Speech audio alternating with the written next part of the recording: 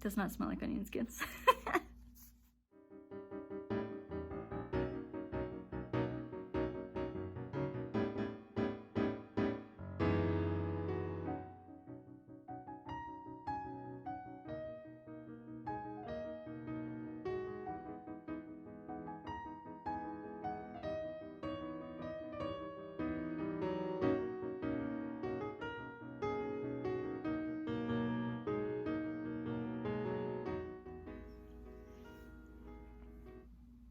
Hello, welcome to another episode of the Eventual Knits podcast.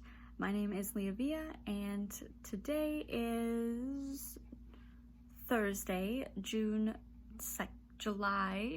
2nd, 2020.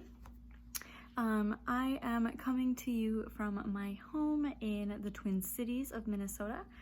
You will notice that I'm in a chair today. We were told recently that, at least for the foreseeable future, my technology team, are going to be permanent remote.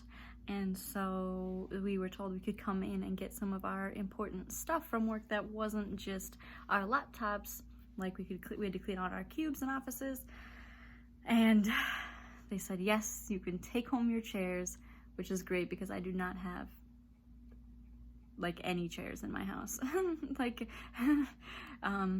We have a couple, I think exactly two wooden like dining room style chairs, but we don't sit at a table. We eat in front of the TV or like just generally on the couch. And then we have one computer chair, but we always have like a really cheap computer chair that does not work very well and is extremely uncomfortable. So, and Steve, while we've been remote, has been using that chair, and I've been sitting on the floor in front of my couch.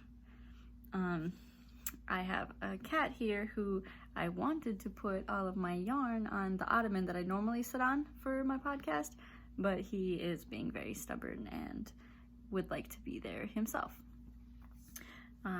But I think I have like cat hair or like general fibers in my eye, so I'm sorry that I keep touching my face. Last podcast,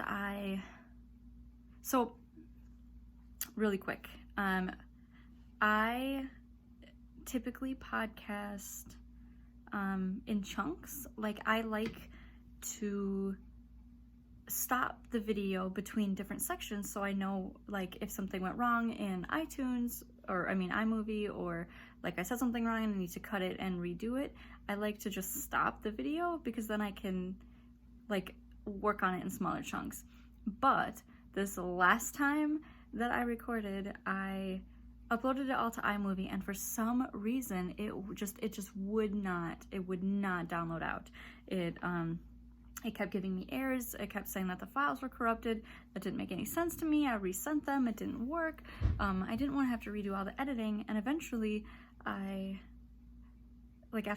2 days of messing with it, I sent the files to my iPad and I re-edited them based upon the timestamps in iMovie on my computer, and it worked. But I mean, it took so much time, and then somehow I don't understand.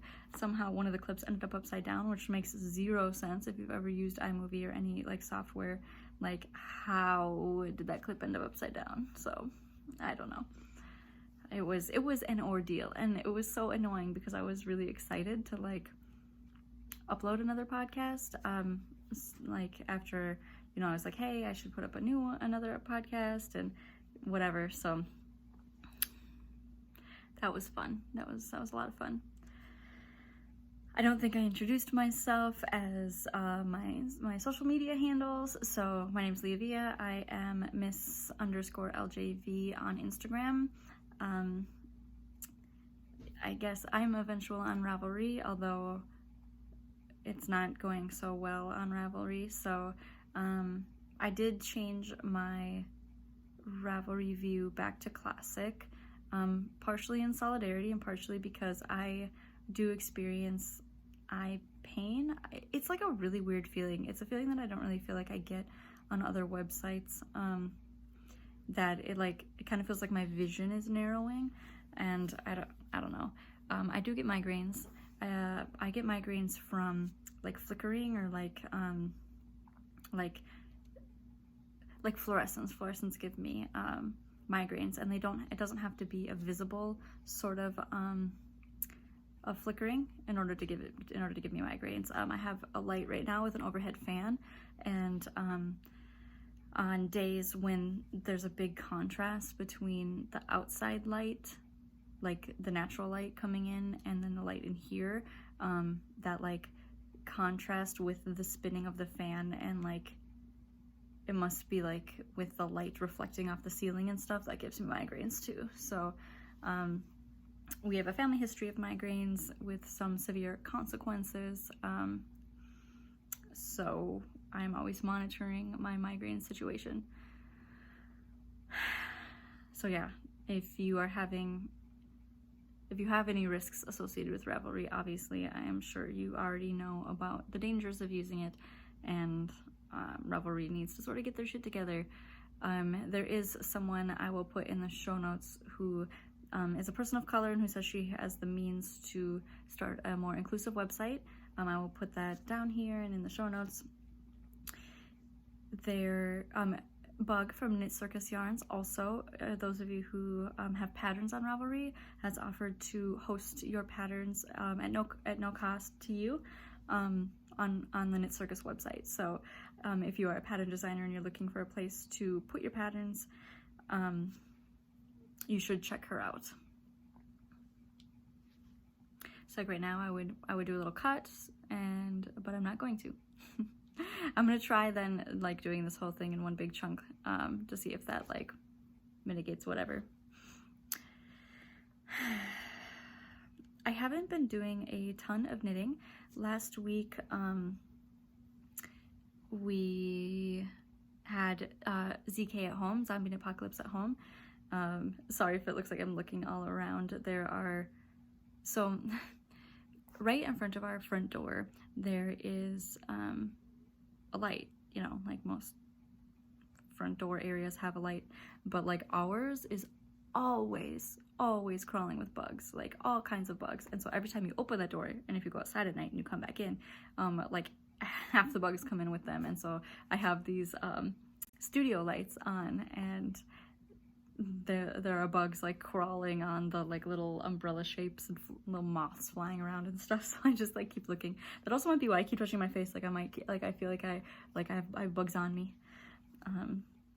Yeah. Anyway, we had ZK at home, and it was a lot of fun. I didn't get to do like all of the activities. Like they had designer showcase, and they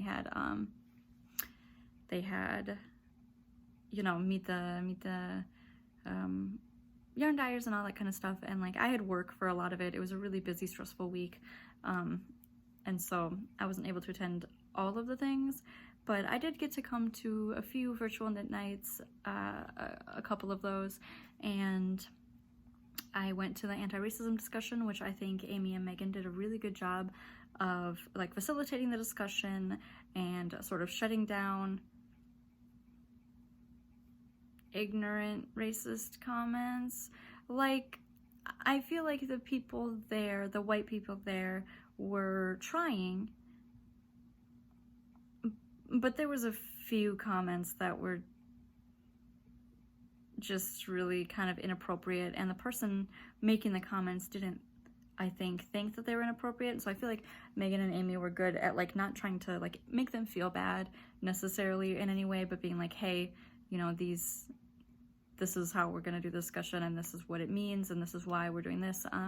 Like for example, one of the comments was like, oh, I see mostly white people talking, what about the black people in this, you know, thing? And they were really good about being like, what we've learned is that it's not up to people of color and black people in particular to provide emotional labor or expose their pain to sort of prove racism, right? Like it's up to white people to do your research and have these conversations with other white people, right? Like that's what they said, basically. Like they said more than that, but I feel like that was like the gist of it, and it was good, and it was like firm, and it was not accusing or mean in any way. it was just a good redirection. So I did appreciate that, but there's only so much you can say in an hour. Adella Colvin of Lolabean Yarn, her talk was great. I was honestly like just really impressed at how she said this was her first keynote, and I was just so impressed that she was able to just talk for 40 straight minutes. Like, I know on here, like, I can talk for an hour and a half or whatever, but like it really felt like, maybe to her, she felt like she was sort of talking off the cuff or like following a natural train of thought, but it felt so natural and very, it was just like well executed. And as someone who does a lot of speaking in front of smaller groups of people, it was just really impressive to me that she like just was able to keep going, and it wasn't rambling, and it was all on point and on topic, and just really interesting about her life and about her experiences, and just really being like her. And I mean, I see it on Instagram all the time, but it was really nice to see like live. And I mean, again, she does Instagram lives too, but it's not, it just felt different, and I really, really, really enjoyed it, and it was such a good time. What else did I attend? We did the knit nights. Those were good. It was really nice when people would suggest doing breakout rooms. I honestly, like, I really feel like a breakout room with more than 5 people, maybe 6, is just too many. There's obviously a point when a breakout room is too little people, but like, seriously, even 7 people can be too many in a breakout room. Like, when you're in person and there's 7 of you, you can like turn to the person next to you and you can have kind of like smaller group chats within that. But in a breakout room, what ends up happening is if you have more than 4 or 5 people, then a couple people just dominate the conversation. Like, there's gonna be some people in each group who just want to talk, like, right? Like the super extroverts, or the people who maybe are a little bit needier for like wanting to talk, like, right, wanting to vent. Maybe they don't have as many people to talk to in their lives or about knitting or whatever, and so they want to they control the conversation and are oblivious maybe to other people's attempts to break into the conversation, or maybe like you've been really talking about a topic that's very niche or specific to you, and someone is trying to like push the conversation along and like include other people. Like, I had people in my group who were really good about like, oh Leah, I saw you were nodding along with this. Do you have anything to, anything you want to say? Like, trying to pull me in, because I'm so not a person who like talks over people or interrupts. And some people are really like, just, they don't even allow you to do that. They'll just bull ahead, like, nope. And so those are good. Like, I really liked meeting new people and having the knit nights, but man, like, I feel like there needs to be some kind of etiquette or like protocol for like in Montessori, when we do like circles, we have a talking piece. So, whoever's holding the talking piece is the one who gets to talk. And I know it's a different situation. It's not like necessarily a cohesive discussion, but when we would do seminars, we would have a talking piece so that like when people wanted to contribute, they could, signal that they wanted to contribute, and you'd pass the talking piece to them. And it was still a discussion, but it was a controlled discussion so that everybody got a chance to be heard. And I feel like people like me who are going to be quieter in a group setting, especially a group setting where you're not as comfortable with people, then you just sort of end up getting shut out. And so that's something I think that maybe I'm not a part of a regular knitting group, but that might be good to think about moving forward. But I am interested in continuing. Like, there's people who are like, we've been doing these Wednesday knit nights since February or something like that, maybe March. And I wasn't a part of those. Like, I guess I could have been, but I don't actually use Ravelry for anything other than purchasing patterns. And then I download them to my iPad immediately not immediately, but when I start knitting them, I download them right away to my iPad using Knit Companion. So I don't actually like browse or use Ravelry all that often. So I just forget about the forums and I forget about the discussions. So, I was not a part of those, but I am interested in them moving forward. Like, I like the idea of being able to create little groups of people from around the country and maybe around the world. I think it's mostly around the country though. The marketplace was super interesting to have the whole thing online. I feel like in some ways it was really good. Like I like the online format, and other ways it was really stressful because of the online format. Like when you're in person, you can see literally what is available, right? Like if someone wants to purchase something and maybe they haven't decided yet, they're gonna hold it in their hand, right? Like their hand or their arm is their cart, you know, and you can't take it and you know it's not on the table anymore. Online, there are some websites that when you put something in your cart, it's kind of on hold, so no one else can purchase it, right? Like, so if there's 3 skeins left and you put 2 in your cart and then someone else tries to add 2, it will tell them that there's only 1 left. But I feel like most sites, or most of my experiences, is you put those 2 skeins in your cart, while if someone's faster and they want those 2 skeins too, they will get them out from under you. And there are a lot of websites don't actually tell you how much is left of a particular yarn skein until you try to check out with whatever amount you want.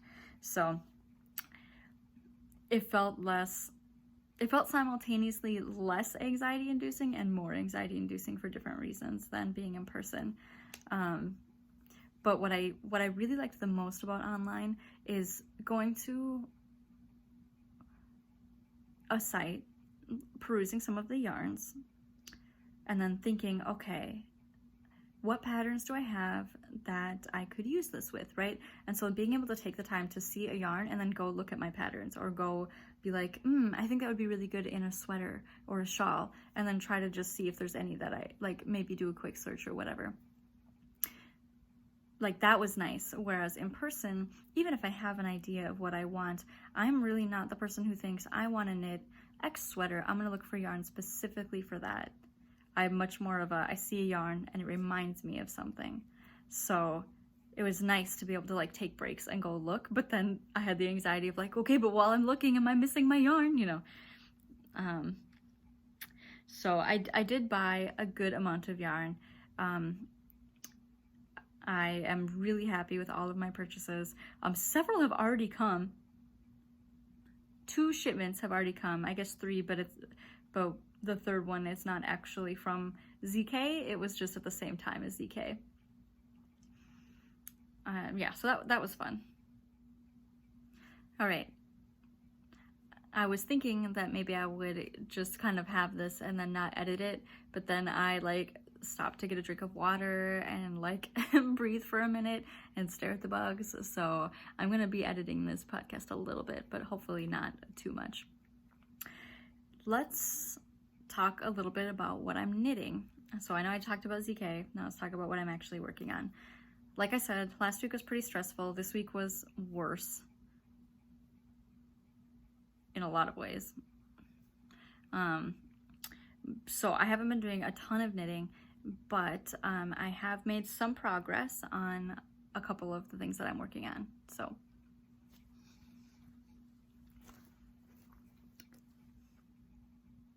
the first thing that I'm working on is the Twizzle socks. So I apparently don't have the completed sock here today because that's just who I am. Here is the progress that I have made on the second sock. I believe last time I showed my podcast, I was on the gusset. Like I just started the gusset. All right, so, oh, I just realized I'm not wearing my headphones. I wore my headphones last week to see if the sound was better. I think the sound was better, especially when I was holding something in front of me. But otherwise, like when I would turn, like it felt like the sound still like went away, even though my headphones were still in my ears. So I don't know what's going on with that. Or maybe it like uses the phone and my headphones at the same time. I'm not sure, but I just remembered that I'm not wearing any. Anyway, so this is the Twizzle socks. I am, as you can see, about halfway down the foot. I'll start the decreases when I get to about here. I pulled off 3 stitches to get this on because my needles are only 9 inches. This is a free pattern on Ravelry, or it might be somewhere else. That reminds me, anyone who wants any of the patterns that I am suggesting, if they're free, I can send them to you. But yeah, this is the second sock that I'm knitting for Steve. The second sock of this pair of socks. It's not the first or second pair of socks that I've knit Steve. But I think it's the third pair of socks that I'm knitting for Steve. I love this yarn. This yarn is String Theory Coloworks. Don't remember what it's called. I'll put it down in the show notes. Please, everything, if I can't remember, reference the show notes. That's where, like, everything lives.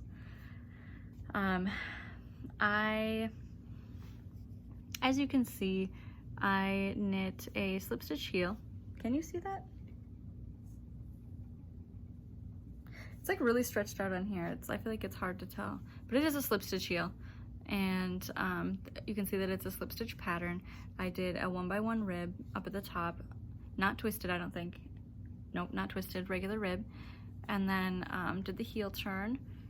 And this is just self-striping. You could see that I, like, for the gusset, I had one little bit of that blue left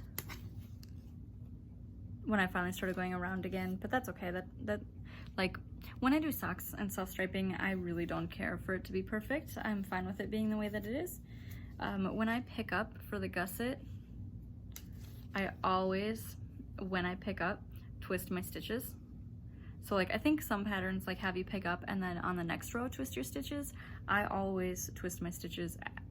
Like, I pick them up and then, like, I pick them up one at a time and then I knit through the back loop as I'm going. And so I always end up with this, it's like my little signature twist. I don't know if other people's socks look like that, but that's what mine look like, and I like it because it gets rid of the most holes. Like, I'm gonna be honest, when I knit socks sometimes and I end up with those little diamond looking holes, sometimes I don't really care about that. I don't think it's a big deal, because I try not to wear my socks out of the house anyway because I like them the way they are and I like them to be nice.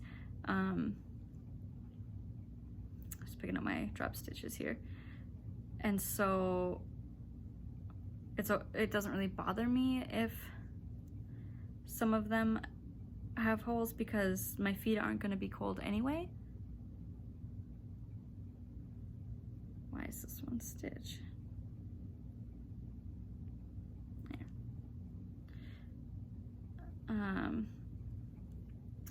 So yeah, but if I'm thinking about it, I twist them and it closes the gap.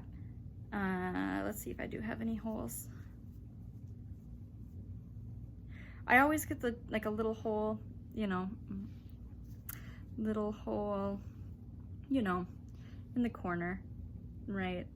But again, like, if I have yarn nearby, maybe I'll close it. I'm pretty good on this one. I'll close it if I have yarn nearby. If it's like a lot of effort, I won't, because it doesn't ever seem to actually be that impactful, and like no one notices it when they're wearing them or like other people are looking at them. I don't think, anyway. It doesn't really seem like they do. So that's where I'm at with that. I'll keep working on it over the weekend. Of course, it's in my Pokemon bag from the Silver Shed USA. Yeah. I really like this project bag. It's like nice and thick and cute. It's just really cute. It has a nice little strap and a little clippy and keeps my stuff really nice. Good zipper. The other thing that I am working on that I've made some progress on is my Arachne sweater by Andi Satterlund. This sweater is knit in DK, I think. No, sport. It's knit in sport weight. So I added this to my Make 9 at the beginning of the year, so I want to say January. I tried really hard in my patterns to pick patterns that were by designers that didn't appear to be overly problematic, which includes, you know, a few different factors, but I tried to pick designers who appeared to be somewhat inclusive or were BIPOC designers, etc. And Andi's patterns, this one goes up to 57-inch bust, and it's a 2 to 4 inches of negative or positive ease. So I guess at the lower end of 53, which I think is not very big. It's really a shame that this pattern doesn't go even larger, because it is thought out. Like, the way that the pattern works out, it's like really hard to describe, but the way that the pattern works out, like, works for the size. And I really think that could easily, if you're a designer, right? Like, if you're a designer, that's your job, you should be able to figure that out for larger sizes. So beware of that if you are larger than a 53 to 55 inch bust. Yeah, but I'm knitting, what am I knitting? I think I described it last time. Is it the 42 maybe? But I am this far on it. So I decided to see what would, so I think like a couple rows I have trapped the floats, and then I decided, well, what would it look like if I just didn't trap any of my floats? Like, so I have some pretty big floats in here. Now, in the beginning, I did not do a very good job of noticing how much yarn I was using. This yarn is Galileo sport weight, 50% merino wool, 50% viscose from bamboo, from KnitPicks. So this is a KnitPicks yarn. It's not stretchy. It is very what it is. Like, I guess it has a little bit of stretch. You can kind of see it like go from there to there, but not a lot. And I guess I'm used to working with pure wool, which I think has more stretch. And so I do have some puffing. I have some kind of tight areas, especially in like the middle section, I think. Yeah, like here, like you can see where it's kind of cruffling up, which is unfortunate. I don't know what I'm gonna do about that, if anything. Like, maybe it'll be fine. I'm definitely being more careful about making sure that I leave enough space. So the test knit that I did, there was a decent amount of gap, but I want to say it didn't get bigger than maybe 8 stitches across. And so like, but I feel like I had gotten a good amount of practice at leaving a lot of yarn for slack. But I guess when I was knitting, like this one, oh, look at that, whoa, so bunchy. I've been watching Steve play The Last of Us 2, and it's really intense and kind of scary and too real. Like, the violence and the psychological, like, most of the violence I feel like is not super gratuitous, but it's too real, if that makes sense. So it's stressful in that way, and like the psychological torture of that game. Like, it's really good, I think, but it's like that I'm really tense, you know, and so I think that has contributed to it. But regardless, getting there, I am a decent amount of the way on the yoke, and I'm really excited to have it for Halloween. Won't drop it. Love dropping stitches. That's my favorite thing.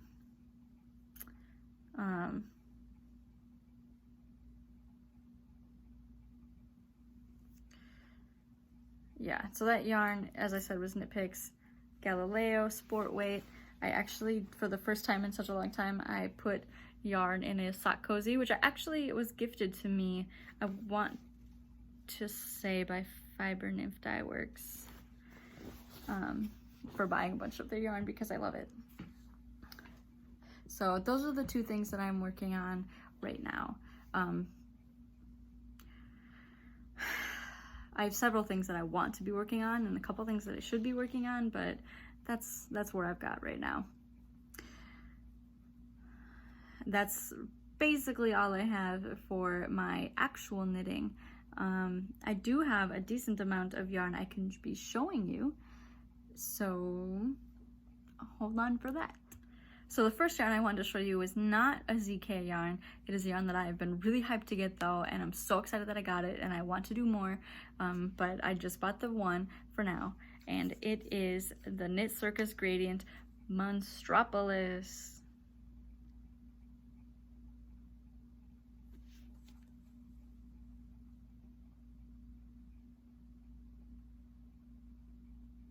Monstropolis.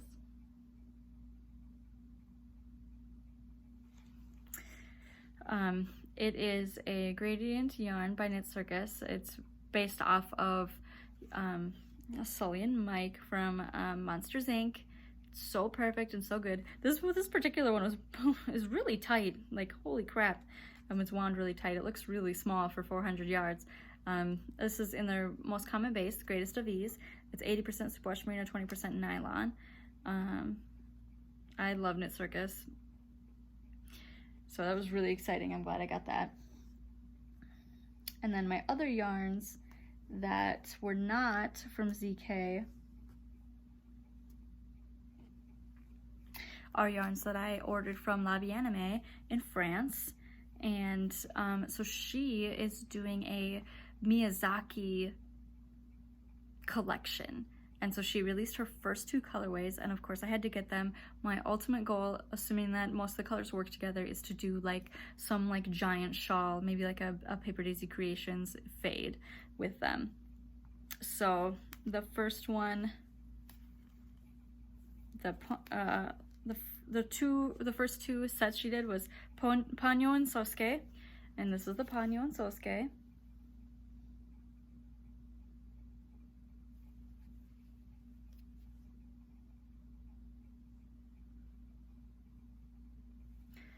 So pretty. Matches my hair.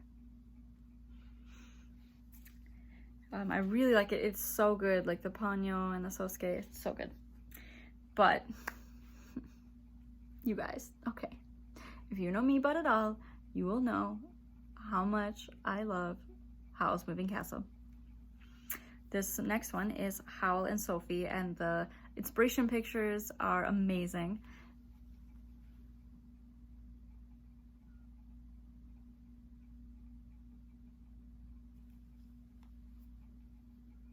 So good. The speckles, the colors, like one of the inspiration pictures was Howl's bedroom.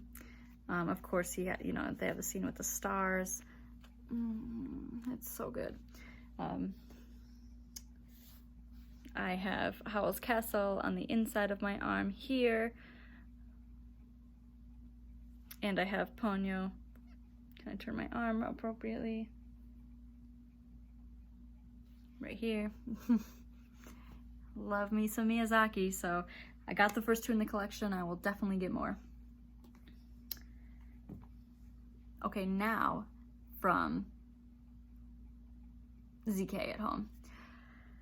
There were so many good, like either ZK specific yarns or just like online life yarns. I'm petting Nero. I'm hoping he doesn't bump the camera too much because he's standing right in front of the tripod. And so, for example, one of the yarns from Queen City Yarns is called Zoom Life. So if you have to be online, Zoom, there's a good chance that you are using Zoom. If you've been watching my podcast for a while, you'll know that one of the products that I support is Zoom, so I know a lot about Zoom. I've written a lot of help articles about Zoom, and I have taught so many classes about Zoom. So I had to get myself some Queen City Zoom Life yarn. This is the Biddleville DK 100% superwash merino, 250 yards. So I'm really excited about that.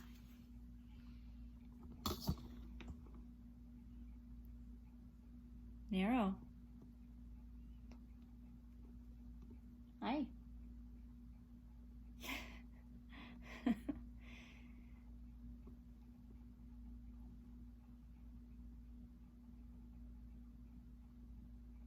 Wow, he's really leaving us hanging right now. There we go.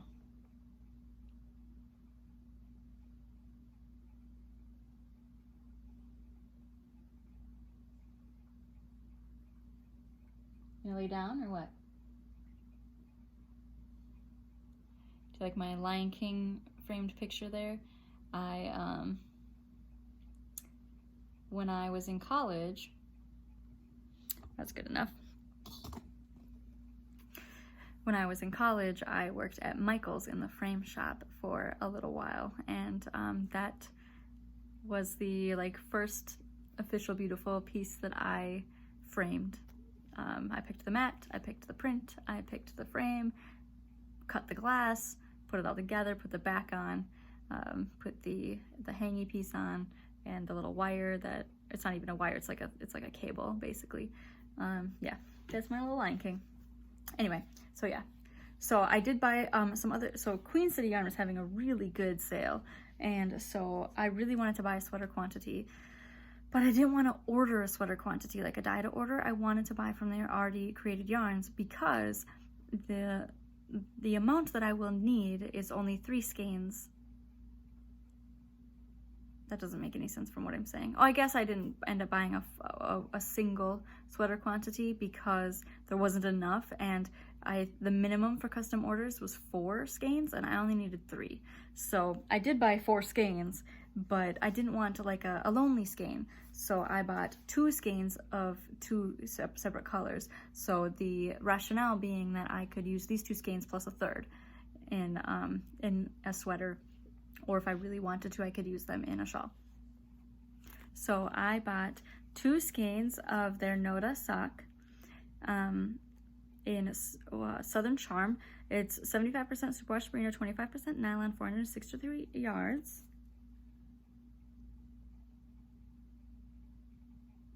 Interestingly, these are 2 different color dye lots, which is interesting, especially because I got the like sweater quantity deal, so probably won't use these in a sweater. But yeah, like they're just like, I bought like just fun colors. I really liked them. I believe Southern Charm, part of the profits go to a local nonprofit of some sort that benefits people in the area. But like, yeah, look at these speckles.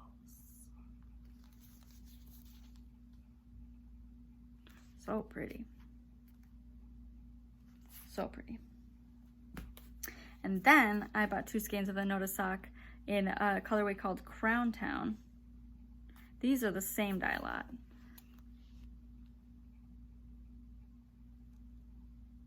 And they're just like fun. Like both sets of skeins are just like very different, I feel like, than what I normally buy, and just like rich in depth and so good. So that was fun. The last things I want to show you is actually from a local-ish place to me. It is called, well, the yarn part of the shop is called Firefly Berries, but I'm not sure. Yeah, it's Berry Fun Yarns, but like the website is Firefly Berries for some reason, so maybe they like rebranded or renamed. But it was really interesting because they're local, I believe Rochester maybe. It makes me really want to go there, and they have berries and stuff, yum, and then also like naturally dyed yarn. And so I was really excited. I'd never heard of them before. I was excited to look at their website, and they were so sweet. Like, she included a YouTube video that like went over the colors and the dyeing and showed various skeins, and I really enjoyed watching. It was like a half-hour video that was like a pre-ZK sort of thing, and so I watched it and it was really great. So I ended up buying 2 skeins of a DK Tweed. It's 231 yards, 100% superwash merino. The colorway is Minnesota Northwoods, and it was dyed with yellow onion skins and indigo.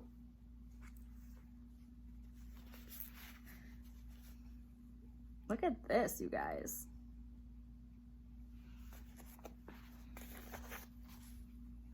So she talked on the video about how these, I can't remember what she called these. These like apparently have an actual name. Like, I'm just like, oh, you know, it's a tweed yarn, the tweed bits, but they're called something else. She said that they were pink, and then when she dyed it with the indigo, they turned blue. But yeah, onion skins and indigo. Does not smell like onion skins. This one's a little bit more yellow-green, I feel like.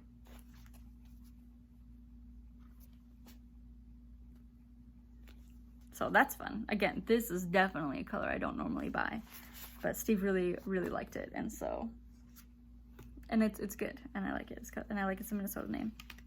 And then she also does sock blanks, and it's really cool because each sock blank is listed with what it was dyed with specifically. And so I thought, like, my aunt might really like something knit out of this like awesome naturally dyed sock blank, you know, like. And so this is an eco printed sock blank. It's 100 grams, 463 yards, 75% superwash merino, 25% nylon. The plants that were used in this were coreopsis, cochineal, marigold, glorioso daisy, black hollyhocks, logwood, and elderberries.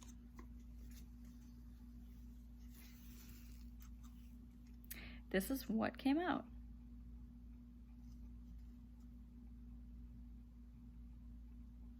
Like, look at the shapes, like look at this. Like this like flower shape.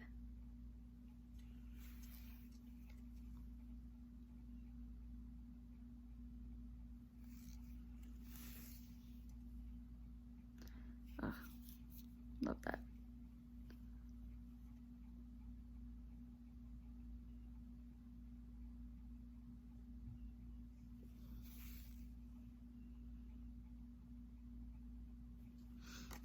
It's great. It's so pretty. And like, again, like knitting this up, it's gonna look like something I would never expect, and like colors that I would never think of. So I'm really excited to knit something with this.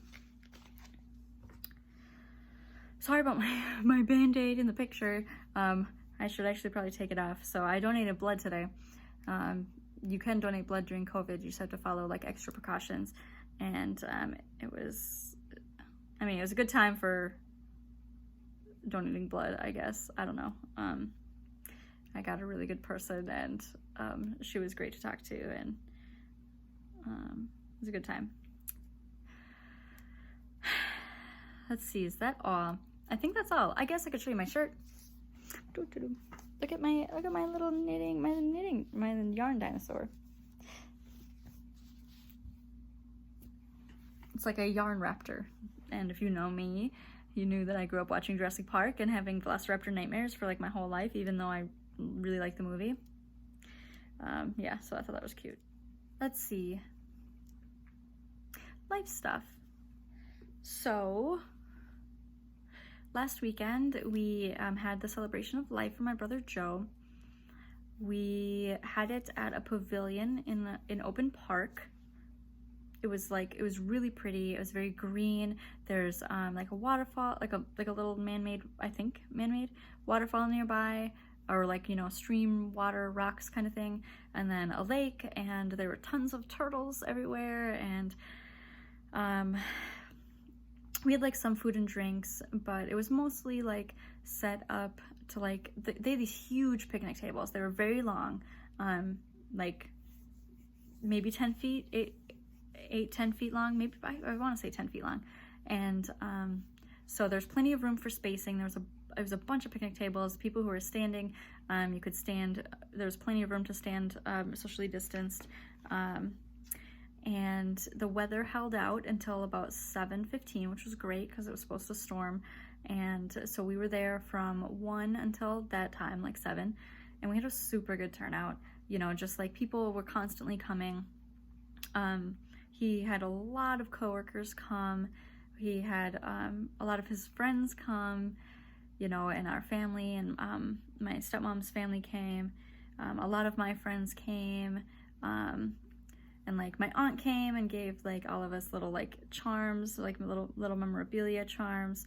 My aunt brought these little charms, little dragonfly charms for each of us, so all of us kids, and then my sister-in-law. So dragonfly to remind you, even though we are apart, my spirit is always with you, forever in your heart. I thought that was really good. Did I mention, for those people, did I say my brother Joe? My brother Joe. I don't know if I just said Joe or my brother Joe. But for those who don't know, my brother Joe died in March, and we've been sort of dealing with that. So we didn't have a funeral for him. We had the celebration of life this weekend, and it was super good. We had sparklers with like a little memory thing on them. That was really good. I got some really fun pictures of some of his coworkers took a bunch of them, and they all stood in a circle, and they had like a moment of silence, or and they lit the sparklers. Joe loves sparklers. And like had like a little tribute that was like just them and like their like work community, and it was just really sweet. I had some cards made up with his picture and like a little description of stuff on the back. That was really nice. So I had made a bunch of them, and I just set them out. So we had a little table with his like the big box of his ashes, and a couple really nice pictures, and a guest book, and a couple of his like shirts, and someone had put out his hats, so I got one of his hats. The last place he worked was Buffalo Wild Wings, so I have that, and then I put these cards out, and people loved the cards. They took them. They were very happy about having them, you know, that kind of thing. But we were all encouraged to bring pictures. People brought ticket stubs, a lot of Tool and Metallica, and you know, Perfect Circle. He was so, yeah, he loved Tool. Tool was like his band for the longest time. But I had gotten some rolls of film developed, most of like real film, and they had to get sent away, and they were mostly useless pictures. I paid a lot of money for pictures I'm gonna throw away because they were from like sleepaway camps and whatever, which makes sense why even when I was 12, I didn't want to get them developed or whatever for a long time. But I did get some more pictures from our trip to South Dakota that we like were able to talk him into going with us on. So there was this one at the at Mount Rushmore. Like we have my little brother Jack, we have me, and then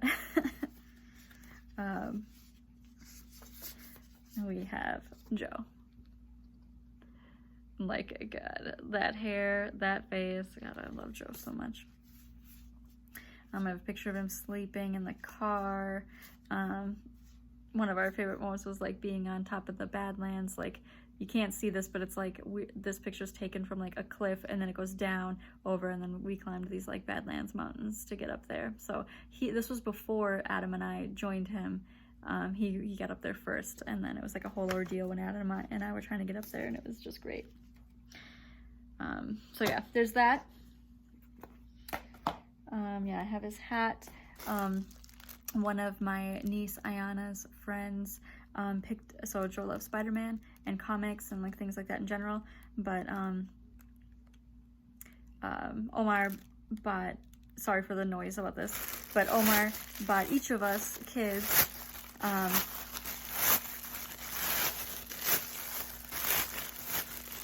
a Spider-Man balloon, and he tied them up, you know, for us, and we took them at the end, and that was really sweet. And then last but not least, one of the girls on that side of the family, she just graduated high school, but she, one of Joe's remaining shirts, they gave to her, and she cut it up, and she like stuffed and hand sewed each a little bit of the shirt. So I believe it's an unwashed shirt. I mean, I have some of his unwashed items still, but or myself already is what I mean to say. But she like put them in these like little heart shapes and hand sewed them, and like stuffed them, and so like you have like a little stuffy you know, for him, and I thought that was really sweet and like very cute, and there was one for each of us, and it's like another little like you know, memory. So it was good. It was a very good time, I think, and it was very necessary, and I'm glad that it was perfect. I really like other than the fact of, you know, I would much prefer to have Joe here and there with us. How we honored him was so much better than having a funeral. If you go like 3 episodes back, I think I probably mentioned about the memorial service, and like that was probably one of the most awful days of my entire life. And like, of course, that day and then the day I found out, which was like a week beforehand. And so like I can't imagine having a funeral in like a church, somber, you know, like I mean, there was definitely very sad moments of the celebration, but overall I think that we did very good by him. So I'm gonna transition out of here, transition out of that. Other life things, I'm trying to podcast. I want to podcast like every couple weeks or every week, if I can. It's been, like I said, pretty rough at work, so it's been harder to get to podcasting as often as I want, but hopefully that will change in the next month or so. In the meantime, I really appreciate watching, liking, subscribing, commenting, finding me on Instagram, messaging me, anything like that. Very much appreciate. Happy to have you here. After I'm finished recording this, even though it's like 11 at night, maybe a little later, it's really nice out. Like, it's like warm, but like since it's dark, it's not like, I should say it's humid, but it's not like too humid and it's not too hot. And Steve and I are gonna go for a walk, and that will be really nice. We've been trying, oh, that was one thing, I'm just gonna cut back really quick. I did participate in the ZK 5K. We have like a route that we have that if we start here and we follow the full route, it's like 4 3/4 miles. And we walked it that day, even though it was like 90 and like 70% humidity or 60% humidity. So hot. It's been so warm, like very humid lately. But it's with the sun not out, it's cooler, and it's a nice walk, and it's still firefly season. So when we get to certain places in our walk, we get to see the fireflies, and it's so pretty, and you can see the stars. Like, Oakdale is actually like a pretty, like when you're not in any of the main streets, it's a pretty dark city. Like they really don't have too many streetlights, but like I've never felt unsafe in Oakdale. I mean, I probably wouldn't walk by myself just because I'm kind of afraid of the dark, not because like I feel unsafe in my community, which is a huge privilege that I have. And but like, yeah, Steve and I do night walks all the time, and it's good, it's fun. When I get back, we're probably going to keep playing through Last of Us. We've also been playing Hearthstone Battlegrounds. I don't know if I've mentioned that before. That's been good. It's been a lot of fun. We've been watching a lot of other streamers on Twitch. Steve's been sort of like networking and like making friends, and so then by proxy then I'm around a lot of the time too, and like supporting, and you know, I tend to like the same kind of people that Steve likes, and so it's been cool meeting new people, like making new friends, which is like, I feel like not something you do so much as an adult. And I guess I kind of feel the same way about the ZK stuff, and that's what I really liked about ZK last year. Was like, it was the first time I'd gone, and I only went to the market, and I just felt so like welcomed, even if I was kind of uncomfortable about sitting myself down next to people, or like it seemed like, you know, maybe there was some cliques and I felt like I was intruding, and so I like kind of stayed on the outskirts until a group welcomed me in, and you know, like that kind of thing. And yeah, it's been cool to like sort of begin cultivating new communities and friendships, especially during this like this sort of time where you're not spending time in person with people. So I feel like it's opening up new opportunities to make new friends. But on the opposite kind of note, my friends Ben and Sean, who live in Madison, like, again, I feel like I mentioned this recently on my last episodes, but in the spring and the summer and honestly the fall and okay, all the time, Steve and I like to go to Madison and visit our friends, and we haven't been able to do that because of COVID, and we weren't able to do that much in the winter because Steve was working on his big project at work and I was working on my big project at work, and so like I feel like we haven't been over there in so long, and you know, like they're being very careful, and as you should be, and but they're visiting Minnesota last weekend, and because Ben's parents have the ability to have them, like their house has a downstairs that has like a private entrance, an area that they could be. They could even bring their cats, which they did, and so they said, hey, we're gonna do a socially distanced outside dinner, we're bringing the food, you know, we're gonna do it. And so it was really fun and so cute. Like we just set up underneath the tree in the yard, and they set up food in a neutral zone, and we took turns getting the food, and it was just really nice to see them and really nice to talk to them, and I'm so happy we're able to do that, and I hope that we're able to do more things like that soon. So that was another thing. Thank you again for watching. I hope you have a wonderful week. I hope that you have a good, safe weekend, and I will talk to you again as soon as I can. Bye.